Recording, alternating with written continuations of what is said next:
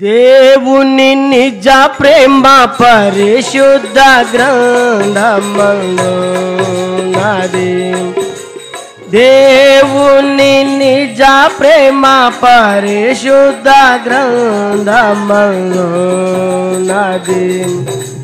పఠించు సోదరా, పరిశీలించు సోదరి, దొరుకునందు నిత్య జీవం. పఠించు సోదరా, పరిశీలించు సోదరి, దొరుకునందు నిత్య జీవం. ప్రభువుని మనము ఆరాధించే ముందు దేవుని వాక్యంలో నుండి మరలా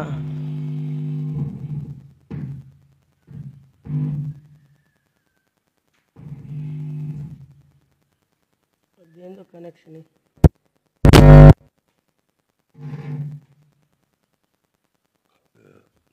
ఆదికాండము 49వ అధ్యాయం 10వ వచనాన్ని మనమందరం కలిసి ఆ భాగాన్ని చదువుకుందాం. 9-10 చదువుకుందాం.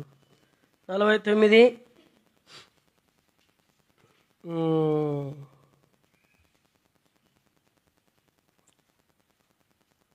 8వ వచనం నుండి 10 వరకు చదువుకుందాం. 8వ వచనం నుండి 10 వరకు. ఆదికాండము 49వ అధ్యాయము 8 నుండి 10 వరకు.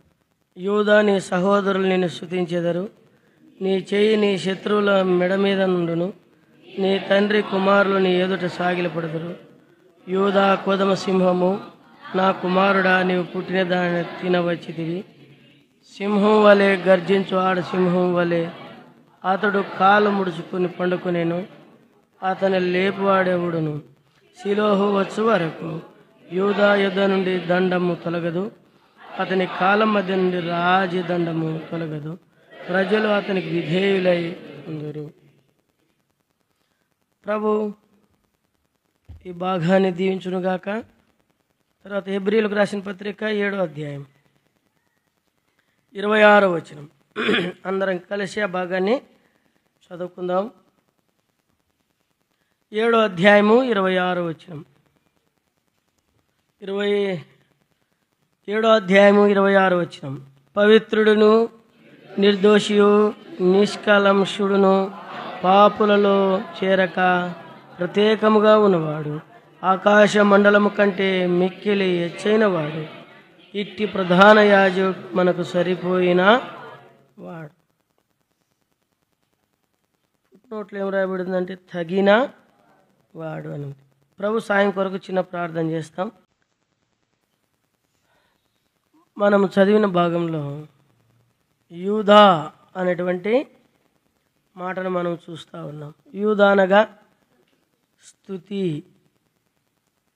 అంటే ఎవరిని స్తుతించాలా అని అంటే ఇక్కడ యూదాని స్తుతించాలని కాదు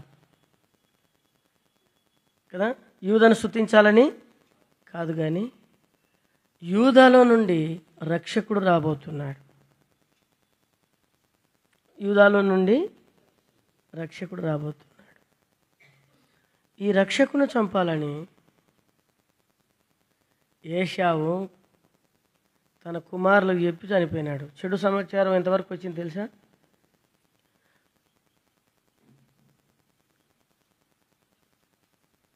ఐగుప్తు నుండి దేవుని ప్రజలు గడకు వచ్చిన తర్వాత మొట్టమొదటిసారిగా ఏశావు యొక్క సంతతి యుద్ధము చేశారు. మేము ఊకెళ్ళిపోతామంటే కూడా ఒప్పుకోలే వాళ్ళు. యుద్ధము చేశారు. ఎందుకు వాళ్ళిద్దరికీ విరోధం వచ్చిందంటే యాకోబులో నక్షత్రము ఉదయిస్తుంది. యాకోబు దేవుని ఆశీర్వాదాన్ని తీసుకున్నాడు దేవుని ఆరాధించేదానికి. నన్ను మోసగించినాడని చెప్పి ఒక దినం యాకోబులో నక్షత్రం ఉదయిస్తుంది, మెస్సయ్య వస్తాడు. కాబట్టి యూదాని మీరేం చేయాలి, ఎప్పటికీ ఓర్చుకోవద్దండి, చంపేయండి అని చెప్పాడు. అది అట్లా తరాలు వెంబడి వచ్చింది. అందుకని యేసు ప్రభు గురించి మనం మత్తయి సువార్తలో చదువుతాం. ఏం చదువుతాం? హేరోదు ఏమన్నారు? వాళ్ళ జ్ఞానులు అంతసేపు జ్ఞానంగా నడుచుకొని ఒక నక్షత్రాన్ని చూసి వచ్చిన వాళ్ళు అటుకు వచ్చిన తర్వాత ఒక డౌట్ వచ్చింది. ఏం డౌట్ వచ్చిందంటే, యూదులకు రాజుగా పుట్టేది ఏడ పుడతాడు? రాజభవనంలోనే పుడతాడు అని చెప్పేసి రాజు దగ్గరికి నేరుగా వెళ్ళి యూదులకు రాజుగా పుట్టినవాడు ఎక్కడ పుట్టినాడు అని అడిగితే హేరోదు ఏమన్నాడు? హేరోదు అంటే అర్థం ఏం తెలుసా? ఏరోదీలంతా ఏశావు సంతతి అనమాట. అర్థమైందా మీకే? వెంటనే ఏమన్నాడు తెలుసా? క్రీస్తు ఎక్కడ పుట్టినని చెప్పి అందరిని పిలిచి అడిగినాడు. మనకి ఎట్లా తెలుసు క్రీస్తు పుడతాడని? శాస్త్రులను అడిగినాడు. అంటే క్రీస్తు యూదాలో నుండి వస్తాడు. క్రీస్తును ఆరాధించాలనేటువంటిది దేవుని యొక్క ఉద్దేశం. లేయ బహునీతి పరురాలు. ఇద్దరు వాళ్ళు కదా. ఎవరెవరు? రాహేలు, లేయ. వాళ్ళ గురించి మనం ఎప్పుడు కూడా వాళ్ళలో ఉన్నటువంటి మంచి విషయాలు తీసుకోవాలా. మానవునికి ఉన్నటువంటి లక్షణం ఏంటంటే చెడ్డ విషయాలు ఎక్కువగా. వాళ్ళే తప్పిపోయినారు. యాకోబు నలుగురిని చేసుకున్నాడు, నేను నలుగురిని చేసుకుంటా కదా. అబ్రాహాంకి ఎంతమంది? ఒక ఆయన అన్నాడు నాకాడ, బ్రదర్ ఈ భార్య సరిపోలే, ఇంకో భార్యను చేసుకున్నాడు ఆయన. ఆమె కూడా బుద్ధి మారకపోతే బ్రదర్ ఇంకా ఎవరైనా ఉంటే చూడు బ్రదర్ చేసుకుంటానంటే, నాకు పైనుండి కింది చూసినాను. చూసి అన్న బ్రదర్ మంచిది కాదు కదా, అట్లా చేసుకోకూడదు కదా అంటే, అదేముంది బ్రదర్, అబ్రహాంకి 3 భార్యలు, అదేముంది, తప్పేముంది బ్రదర్, ఇట్లా అనమాట. మంచి తీసుకోము. అబ్రహాం ఎంత నీతిమంతుడు, అబ్రహాం ఎంత దైవికమైన వ్యక్తి, ఇవి తీసుకోం. కాబట్టి చాలాసార్లు దాని గురించి బోధలు చేసేటోళ్ళు ఉంటారు. యాకోబు ఇట్లా తప్పిపోయినాడు, అట్లా తప్పిపోయినాడు. ఇవి ప్రాముఖ్యత కాదు. మనం ఆత్మీయ జీవితంలో మేలు పొందేటువంటి మాటలు మనకు అవసరం. అయితే లేయ ఎప్పుడు కూడా ఏడుస్తూ ఉండేదంట. ఎందుకు ఏడిచేది? వాళ్ళ తీర్మానం. లాబానుకి 2 బిడ్డలు, రిబకాకి చెప్పండి 2 కొడుకులు. మీకు అర్థమైందా? రిబకా ఎవరు భార్య?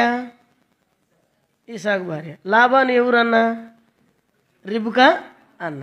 వాళ్ళు తీర్మానం చేసుకున్నారు, నా చెల్లెలకి 2 కొడుకులు, నా బిడ్డలు 2 వాళ్ళకి. అయితే రాహేల్ హ్యాపీగా ఉంది, లేయ ఏడుస్తూ ఉంది. కారణం ఏమంటే, దుర్మార్గుడు విచారి నాకు భర్త అయి ఉండుట నాకు ఇష్టము లేదని ఏడ్చి తన యొక్క ఇట్లా ఏడ్చి కన్నీళ్ళు తుడుచుకొని ఇట్లా గుంతలు పడిపోయినాయంట. అందుకు బైబిల్ ఏం రాసినారంటే, లేయ జబ్బు కలదని రాశారు. లేయ జబ్బు కలదని కాదు, జబ్బు కలదంటే కళ్ళు బాగలేదని కాదు. ఏం కళ్ళు కలిగింది? ఆమె దుర్మార్గునికి భార్య ఉండుట ఇష్టము లేక ఏడిచింది. అయితే దేవుని కృప ఎంత గొప్ప తెలుసా? రాహేలు, లేయలు పోటీపడి బిడ్డలు కన్నారు. దేనికోసం? దేవుని రాజ్యమును కట్టడం కోసం. అజ్ఞాన కాలంలో దేవుడు చూచి ఆ దినాలు కట్నాలు ఏం లే దాసినిచ్చేవాళ్ళు.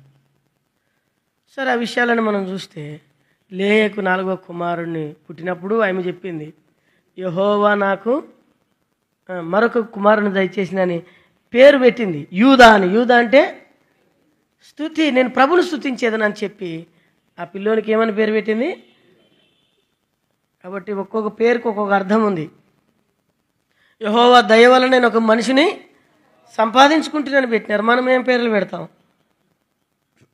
మనం రకరకాలమైన పేర్లు, బయట ఒక పేరు, ఇంట్లోనే ఒక పేరు, ఖుషి ఒక పేరు, లక్కీ ఒక పేరు, కుక్క ఒక పేరు, రకరకాలమైన పేర్లు పెట్టుకుంటాం.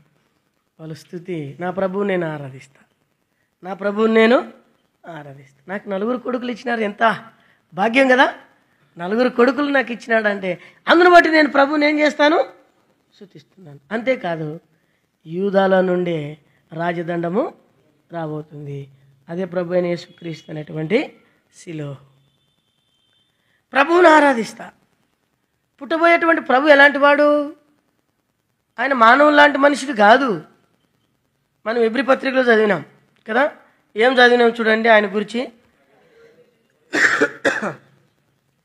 ఎబ్రీ పత్రిక 7వ అధ్యాయం 26వ వచనం. పవిత్రుడును. చూడండి మొదటి పేరు ఆయనకి ఏం పేరంట? పవిత్రుడు. మనము చెప్పండి, మనం అపవిత్రులం. ప్రభు ఎలాంటి వాడు? అందరు చెప్పండి, పవిత్రుడు. మనం చూస్తే అపవిత్రులం. తర్వాత ఆయన నిర్దోషి, మనము దోషులం కదా. మనం దోషులమా కదా? చెప్పండి అయ్యా, ఎవరన్నా దోషులు ఉన్నారా లేదా? దోష కాదు, నాకు కూడా అక్కడ పోతుంది. మంచి దోష తినొచ్చినాను. అయితే దేవుని బిడ్డలారా, మనం దోషులం, ఆయన నిర్దోషి. తర్వాత చూడండి ఏం లేదంటే ఆయనలో ఏం లేదు చెప్పండి. ఏమంట? నిష్కలంశము అంటే కలంశము లేనివాడు.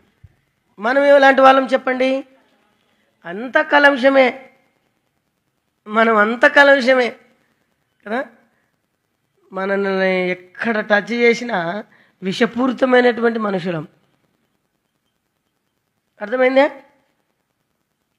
తర్వాత ఇంకా ఏమంటా 3 చూసినాం. తర్వాత పాపుల్లో చేరక ప్రత్యేకంగా ఉన్నవాడు. మనం ఎలాంటి వాళ్ళం? పాపులలోనే ప్రధానులం. పాపులలోనే ఎలాంటి వాళ్ళం? మనము ప్రధానులం. తర్వాత ఆకాశ మండలము కంటే మిక్కిలి ఎచ్చైన వాడు. ఆకాశ మండలము కంటే ఎచ్చైన నామం అది. మనము ఇప్పుడు ఇంక చెప్పలేరు. మనం పెంట కుప్పల మీద ఉన్నవారు. ఆయనేమో ఆకాశ మండలమున కంటే ఎచ్చైన వాడు. మనమేమో ఎక్కడున్న వాళ్ళము? పెంట కుప్పల మీద. ఎన్ని విషయాలు చూసినాం. తర్వాత ఒక మాట 5వ విషయంలో ఏం రాయబడింది? ఇట్టి ప్రధాన యాజకుడు. 6వది, ఇట్టి ప్రధాన యాజకుడు మనకు సరిపోయిన వాడు. బైబిల్ గ్రంథంలో ప్రధాన యాజకులందరం చూస్తాం, ఏదో ఒక లోపము కనపడుతుంది. కానీ ఈ ప్రధాన యాజకునిలో ఏ లోపము లేకుండా మన పక్షముగా విజ్ఞాపన చేయు ప్రధాన యాజకుడు. ఇప్పుడు మొదటి విషయాన్ని చూద్దాం. మనం ఎలాంటి వారము? ప్రభువు ఎలాంటి వాడు? పవిత్రుడు. ఎలాంటి వాడు చెప్పండి? పవిత్రుడు. మనకు తెలుసు కదా, దేవుని వాక్యంలో యెషయా గ్రంథంలో 6వ అధ్యాయంలో ఏమని రాయబడింది? యెషయా గ్రంథం 6వ అధ్యాయం 3వ వచనంలో దేవదూతలు అంటున్నారంట, వారు సైన్యములకు అధిపతి యెహోవా పరిశుద్ధుడు పరిశుద్ధుడు అని గాన ప్రతిగానములు చేస్తున్నారు. ఆయన పరిశుద్ధుడు. ప్రభు ఎలాంటి వాడు? పరిశుద్ధుడు. మనం అందుకని కానీ పాట కూడా పాడతాం. దూత గణములెల్లా ఆరాధించిరిగా సైన్యముల యెహోవా కదా, పరిశుద్ధుడని ఆయన గానం చేసినారు. కాబట్టి దేవుని బిడ్డలారా, మన ప్రభు అయినటువంటి దేవుడు పరిశుద్ధుడు. దేవదూతల చేత ఆరాధించబడ్డాడు, శరాబుల చేత ఆరాధించబడ్డాడు. అయితే ఆయనకు ఒక ప్రీతి ఉంది. ఏం ప్రీతి? మరలా నేను రాత్రి చెప్పినాను కదా ప్రీతి గురించి. ఇంకొక ప్రీతి. ఏం ప్రీతి ఉందంటే మానవుల చేత ఆరాధించబడాల. మానవుల చేత ఆరాధించబడాల. ఎందుకంటే సమస్తము ఆయన మూలముగా కలిగింది. భూమి మీద పుట్టిన ప్రతి పురుగు కూడా ఆయన చేత సృజించబడింది. ప్రియులారా, ఆయన పరిశుద్ధుడు పరిశుద్ధుడు. మనం ఎలాంటి వారము? రండి మనం గురించి చూద్దాం కదా కొన్ని మాటలు. మనం ఎలాంటి వారం? లేవికాండము 13వ అధ్యాయం 45వ వచనం. ఆ పొడగల కుష్ఠరోగి వస్త్రములను చింపివేయవలెను, వాడు తలను విరవబోసుకునవలెను, ఆ, అపవిత్రుడను అపవిత్రుడని కూడా తిరగాలంట. ఇది మన జీవితం. ప్రభు ఏమో పరిశుద్ధుడు, మనం ఎట్లా తిరగాలంట? ఎట్లా తిరిగిన వాళ్ళము? వింటున్నారు కదా. లేవికాండం 13వ అధ్యాయం 45 వచ్చినాక చాలామంది బుడుక్కుంటున్నారు, ఏం చెప్పినాడు అన్నాను. అయితే పైపెదు ముచ్చుకొని అపవిత్రుడు అపవిత్రుడు అనుకుంటూ వెళ్ళాలంట. ప్రభువేమో పవిత్రుడైన దేవుడు. మన బ్రతుకు ఎలాంటిది? అపవిత్రులమైనటువంటి వాళ్ళం. ఇలాంటి అపవిత్రుల్ని ఏం చేసినాడు? పవిత్రుడుగా ఉండాలని ఆయన ఈ లోకంలోనికి వచ్చాడు. అపవిత్రులైనటువంటి మానవుని కోసం. వాళ్ళ సాక్ష్యం సరిగలేదంటాం, వారు సరైన మనుషులు కాదంటాం. ఇలాంటి అపవిత్రులమైన మనము తిరుగుతూ ఉన్న మనల్ని ఇప్పుడు ఎక్కడికి వచ్చినాం? ఏడున్నాం? దేవుని ఇంట్లోకి వచ్చినాం. ఎంత గొప్ప భాగ్యం కదా. పరిశుద్ధుడైన దేవుణ్ణి ఆరాధించేటువంటి భక్తులుగా చేశాడు. ఆ దేవుడు ఎవరో తెలియదు కదా. ఉదాహరణకు గలతీ పత్రికలో రాయబడింది 4:8 ఏం రాశాడంటే, ఒకప్పుడు మీరు దేవుణ్ణి ఎరగని వారేంటి, ఇప్పుడైతే మీరు దేవుణ్ణి ఎరిగిన వారు దేవుని చేత విశేషముగా. ఇప్పుడు ఉదాహరణకి చంద్రబాబు ఎవరో నాకు తెలుసు. తెలుసా లేదా? చంద్రబాబు నాయుడు ఎవరు అందరికి తెలిసిన వాళ్ళు చేయొద్దండి. చంద్రబాబుకి మీరు తెలుసా? తెలుసా? తెలియదు. అది మనం బ్రతుకోకప్పుడు అట్లా ఆరాధించినాం మనం.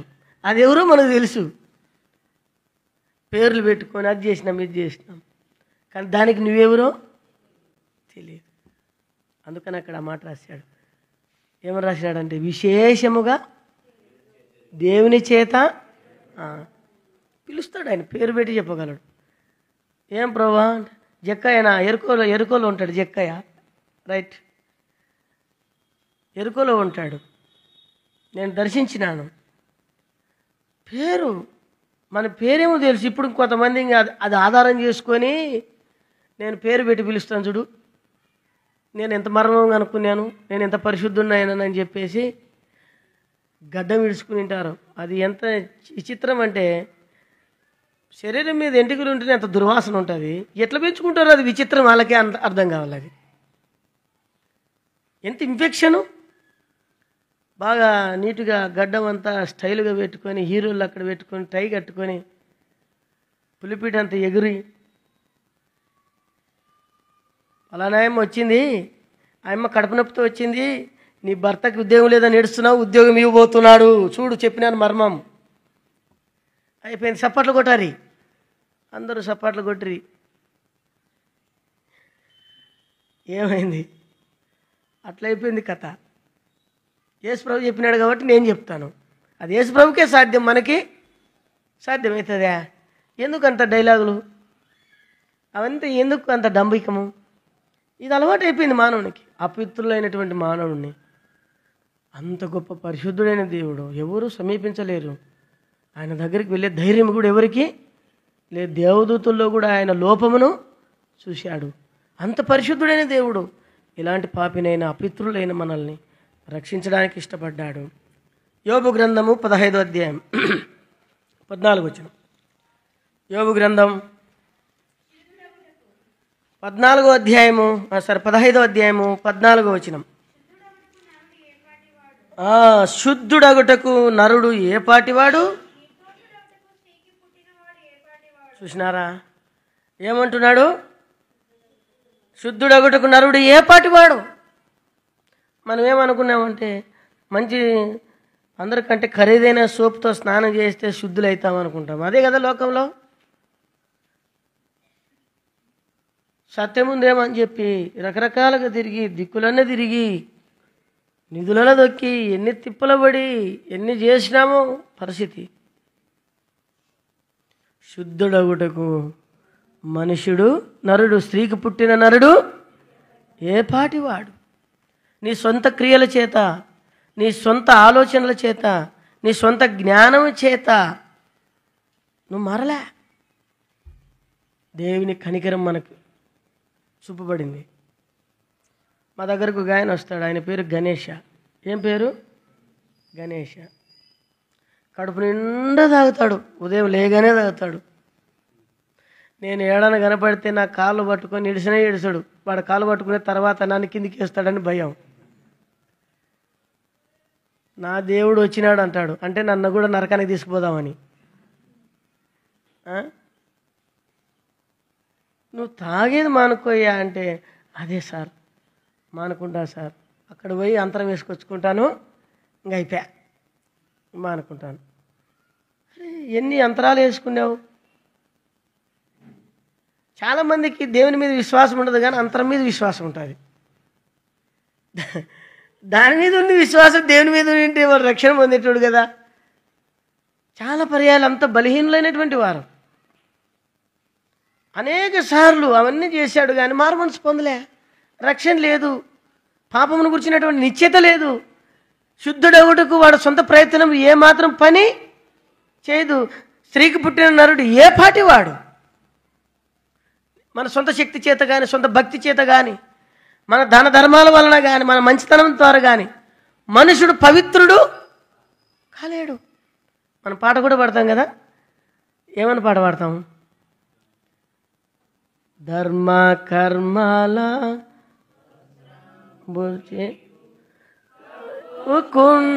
దాగవు, ధర్మ కర్మాల వస్త్రంబు నీవు కప్పుకొన్న దాగవు, నీ పాపమును తీర్చే ఔషధ మీలేదు, నీ పాపం కడిగి నీతిగా జీర్చే ఔషధమేమీ లేదు. తెరువు నీ హృదయ ద్వారంబు నేడే ప్రభు యేసునందే, నిర్లక్ష్యముగా జీవించనేలా,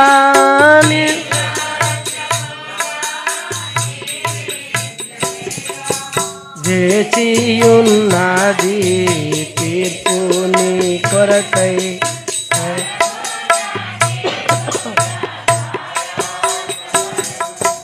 తెరువు నీ హృదయమును. వాడి ద్వారా మనం శుద్ధులు కాలేము.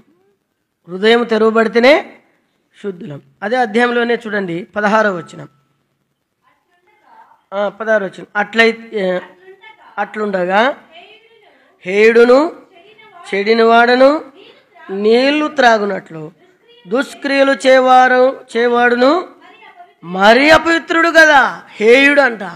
మనం ఒకప్పుడు ఎలాంటి వాళ్ళం? అపవిత్రులు అంటే హేయుడు. ఎంత దౌర్భాగ్యమైన స్థితి చూడండి మనకు. ఇట్లుండగా హేయుడును చెడినవాడును నీళ్లను త్రాగినట్లు దుష్క్రియలు చేవారు మరి అపవిత్రులు కదా. దుష్క్రియలు చేసినాం. మన క్రియలే దుష్క్రియలు, స్వార్థపూరితమైనటువంటి క్రియలు. సంపూర్ణంగా ప్రేమిస్తామా ఇతరుల్ని?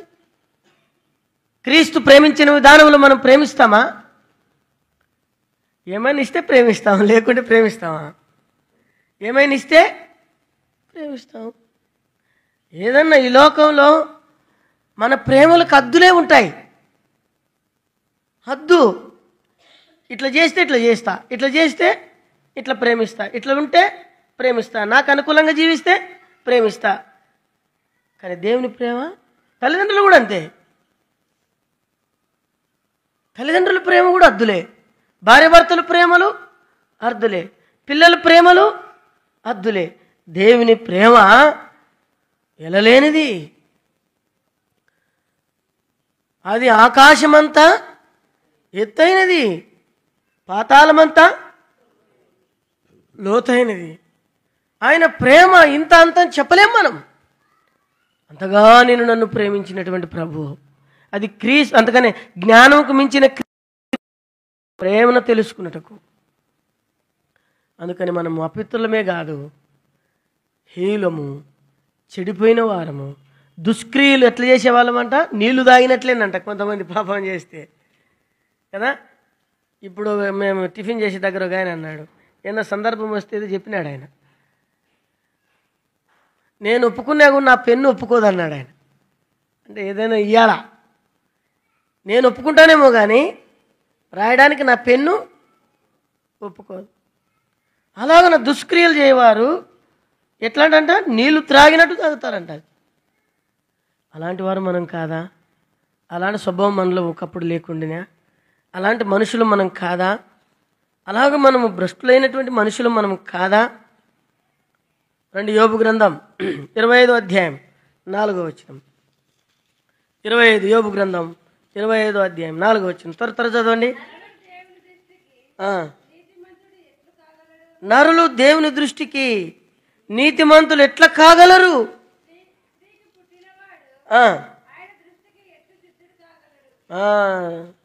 తర్వాత 6వ వచనం, 5వ వచనం కూడా చదవండి అమ్మా. 5వ వచనం. ఆయన దృష్టికి చంద్రుడు కాంతి గలవాడు కాడు, నక్షత్రములు పవిత్రమైనవి కావు. మరి నిశ్చయముగా పురుగు వంటి మనుషుడు, పురుగు వంటి నరుడు ఆయన దృష్టికి పవిత్రుడు కానేరడు. పురుగు వంటి మనుషుడు, పురుగు వంటి నరుడు. పురుగు అంటే పురుగుని ఏడని కనపడితే కాలుతోనే తొక్కుతారు కదా, బలహీనమైనది, చీదరించుకునేది. అయితే మారు మనసు పొందితే ఎట్లయితాం చెప్పండి? మార మనసు పొందిన బిడ్డ అయితే ఎట్లుంటాడు? ఒకప్పుడు గొంగల్ పురుగు ఎట్లుంటుంది? అది తాగితే దురదే, అందరూ దాన్ని చెప్పుకలతోనే దొక్కుతారు. అది ఏడని పోతే పిల్లలకు దాకుతుందేమో, దాన్ని వెంట్రుకలు దాకినా కూడా దురద, హాని చేసేది, నష్టం పరిచేది. కానీ ఒక టైం వస్తుంది, టైం వచ్చిన తర్వాత ఏమవుతుంది? కొన్ని రోజుల వరకు కష్టపడుతుంది, కొన్ని రోజుల వరకు తాను ఉన్నటువంటి తన లాలజలం చేత గూడు కట్టుకుంటుంది, దాంట్లోనే మరణిస్తుంది, దాంట్లో నుండి తిరిగి లేస్తుంది. అది చీతకొక్క చిలుకైతుంది. అది వెళ్ళి పొలాల పైన, చెట్ల పైన ఆగినప్పుడు ఆ పొలము, ఆ చెట్టు ఇరగ కాపు కాస్తుందంట, తెలుసా? ఒకప్పుడు హానికరమైనది. అది మారు మనసు, అది రక్షణ. ఇప్పుడు దాన్ని ప్రేమించని వాళ్ళే లేరు కదా. బటర్ఫ్లై అని పడుతుంటారు కదా పిల్లలు. ఒకప్పుడు దాన్ని అట్లా అంటామా? అరే భయపడినాం. అపిత్రమైనటువంటిది, పురుగు వంటిది, పురుగు జీవితం. అయితే ఇప్పుడు ఏమైంది? చీతాకోక చిలుకైంది. ఇప్పుడు ఆన్ చేస్తుందే, ఎవరికి ఆన్ చేయదు. అది మారు మనసు. అట్లాంటిది ప్రభువైన యేసుక్రీస్తు నీకు నాకు ఇచ్చినది. అట్లాంటిది నీకు నాకు ఆయన ఇచ్చినటువంటి మారు మనసు. అలాగే నన్ను చీతకోక చిలుకలాగా జీవించాలని కోరుకొని, ఏర్పాటు చేసుకొని రక్షించినాడు. ఎట్లు పవిత్రుడు కాలేడు. అయితే యేసు ప్రభు చెప్పినాడు, యేసు రక్తం ప్రతి పాపము నుండి మనల్ని ఏం చేసిందట? పవిత్రులుగా చేసింది.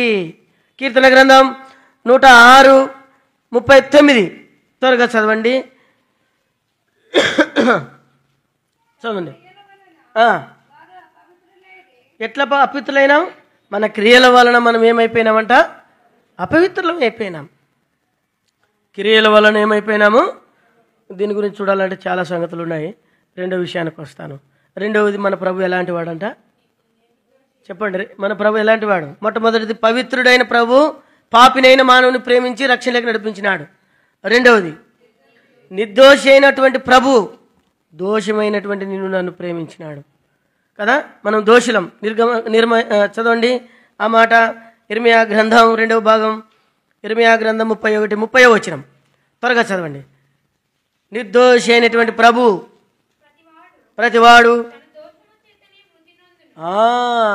ప్రతివాడును తన దోషము చేత ఏం పొందాలంట? మనము యేసు ప్రభు నిర్దోషి ఎందుకు అయినాడంటే నేను చచ్చిపోకూడదని. ప్రతివాడు దోషము చేత ఏమవుతాడట? మృతి పొందను. 34వ వచనం చదవండి. నేను వారికి దేవుడినై ఉందును, వారు నాకు ప్రజలై ఉందురు. దేవుడుగా అయినాడు. ఈ దోషిని నిర్దోషిగా చేసి నేను వారికి దేవుడినైనాను. బా, సవాలుతో చేసినటువంటి మాట. ఆయన మనకు దేవుడైనాడు. ఆయన ప్రజలంగా ఉండేటువంటి గొప్ప భాగ్యమునిచ్చాడు. ఇది రెండవది. మూడవది చూడండి, దేవుని వాక్యంలో చాలా విషయాలు ఉన్నాయి. అందుకని అదే అధ్యాయంలోనే కొన్ని మాటలు చూస్తే అంటాడు, మన దోషమును బట్టి కదా, కీర్తన 103:10, మన దోషమును బట్టి ఆయన మనకు ఏం చేయలేదంట, ప్రతీకారం చేయలేదు. అయితే 3వ వచనం అంటాడు, నీవు మా దోషములన్నీ క్షమించినవాడు, మా దోషములన్నీ క్షమించినావు. ఇప్పుడు ఈ దోషములన్నీ ఏడున్నాయి మరి? యెషయా గ్రంథంలో అంటాడు, మా దోషములన్నీ నీ వీపు వెనకల వేసుకున్నావు. అయితే మీక అంటాడు, ఇవన్నీ లేఖనాలు చూపించకుండా చెప్తాడా నేను. 7వ అధ్యాయం 19వ వచనం మీకాలో అంటాడు కదా, మన పాపములన్నీ మన దోషములన్నీ ఆయన వెనక సముద్ర అగాధంలో దాచాడంట. అంటే ఇంకెన్నడూ జ్ఞాపకంలోనికి ప్రకటనలు ఏం రాశాడు 21:1 ఇంకా సముద్రము లేదు. సముద్ర అగాధంలో మన దోషములన్నీ ఆయన వీపు వెనకంటే సముద్ర అగాధంలో వేశాడు. ఇప్పుడు ప్రకటన గ్రంథంకి వచ్చేసరి కదా ఆ సముద్రమే లేకుండా చేశాడు. అంటే ఇంకెన్నడూ మనల జ్ఞాపకము మన పాపముల్ని జ్ఞాపకం చేసుకోలే. రెండోది, అందుకనే మొట్టమొదటిగా పవిత్రుడైన ప్రభు ఎవరిని ఏరుకున్నాడంట? అపవిత్రుడైన మనిషిని. నిర్దోషి అయిన ప్రభు దోషినైన మానవుని రక్షించినాడు. మూడవది, మన ప్రభు కల్మషుడు లేనివాడు, కల్మషము లేనివాడు. ఏ కలంశము లేదు ఆయనలో, ఎలాంటి కలంశము లేదు. అయితే మనలోనేముంది మరి? ఏముంది? చదవండి మత్తయి సువార్త 23వ అధ్యాయము. అక్కడక్కడ కొన్ని మాటలు చూపిస్తాను, ఎందుకంటే మనకు సమయం దాటిపోతుంది కాబట్టి దాన్ని ఉపయోగించుకోవాలని నేను. మత్తయి సువార్త 23:17, 23:27 వచనం. అయ్యో వేషధారులైన శాస్త్రులారా పరిచయులారా, మీరు సున్నము కొట్టిన పోలిన వారు, అవి వెలపట ఎట్లున్నాయంట? శృంగారముగాను, ఏముతో నిండినాయంట? లోపల సమస్త కలంశముతో. చూడండి, లోపలంతా ఎలాంటి వాళ్ళమంటే మనమేమో కలంశము కలిగిన వాళ్ళము, యేసు ప్రభు ఏమో ఏ కలంశము లేనివాడు. దోపుతోనూ ఎముకలతోనూ దుర్వాసనతోనూ కలంశంతో నిండినటువంటి అయ్యో వేషధారులే పరిచయులారా శాస్త్రులారా. ప్రభు కలంశము లేనివాడు, ఎక్కడ డాగు లేనివాడు, పవిత్రుడైనటువంటి వాడు. అందుకనే దోషముతో కలంశముతో ఉన్న నన్ను తన సొత్తుగా సాంపద్యముగా చేసుకున్నాడు. ఇప్పుడు 4వది చూడండి, మన ప్రభు ఎలాంటి వాడంట? పాపులలో చేరక ప్రత్యేకముగా ఉన్నాడంట. అంటే ఎక్కడ కూడా పాపానికి చోటే లేదు. అందుకనే మొదటి తిమోతి పత్రిక 1:15-16 అంటాడు, పాపులలో నేను ప్రధానుడును. పాపుల్లోనే ఎలాంటి వాడని నేను? ప్రధానుడయ్యా. ఇలాంటి పాపినైనా నన్ను కరుణించి, ఇలాంటి పాపినైనా నాకు నీ బిడ్డగా చేసుకున్న భాగ్యం ఇచ్చావు. నేను పాపిని. అందుకని కీర్తనకారుడు 51వ అధ్యాయం 5వ వచనంలో అంటాడు, పాపములోనే నా తల్లి నన్ను పాపం చేశాం కాబట్టి పాపులమైన మనుషులు కదా. అందుకనే దేవుని వాక్యంలో ఏం చూస్తాం? పాపులను రక్షించుటకు క్రీస్తు యేసు లోకమునకు వచ్చెను. ఇలాంటి పాపి అయినటువంటి మనిషిని, ఇలాంటి దౌర్భాగ్యమైన స్థితిలో జీవించినటువంటి మనిషిని, కలంశముతో నిండినటువంటి మనిషిని ఆయన రక్షించడానికి ఇష్టపడుతూ వచ్చాడు. అందుకని మీరు మీ పాపం చేత అపరాధం చేత చచ్చిన వారై ఉన్నారు. చచ్చిన వారము, జీవితం అంతా సచ్చిన క్రియలే, సచ్చిన ఆలోచనలు, చచ్చిన తలంపులతో ఉన్న మనల్ని ప్రత్యేకించి జ్ఞాపకం చేసుకున్నాడు. మన ప్రభు ప్రత్యేకముగా ఉన్నవాడు గనుక ఆయన ప్రత్యేకతలోనికి నన్ను తెచ్చాడు. 5వది, ఆకాశ మండలము కంటే మిక్కిలి హెచ్చైన వాడంట. ఆకాశ మండలము కంటే మిక్కిలి హెచ్చైన వాడు. యెషయా గ్రంథం 66, 11 వచ్చిన 1 వచ్చిన చదవండి, త్వరగా చదవండి. ఇప్పుడు 5వ చూస్తున్నాము.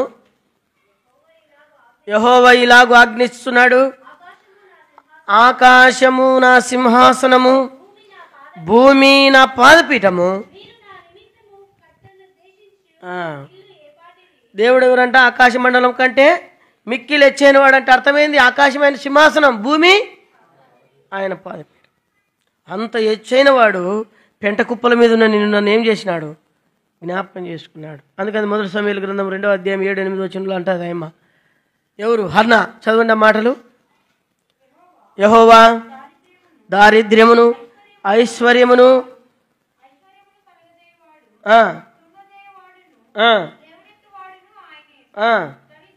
దరిద్రులను అధికారులతో కూర్చుండబెట్టుటకు మహిమగల సింహాసనం మీద